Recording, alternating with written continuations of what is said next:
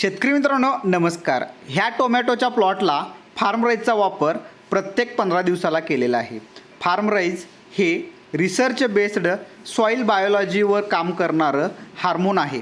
Soil biological हार्मोनमध्ये हा पहिला product research केलेला आहे. ह्याचं कारण काय, रूट एंट्रीमधनं पटकन झाडाला हार्मोन्स मिळतात आणि हार्मोन्सचं बॅलेन्स करायला हे खूप चांगलं काम होतं.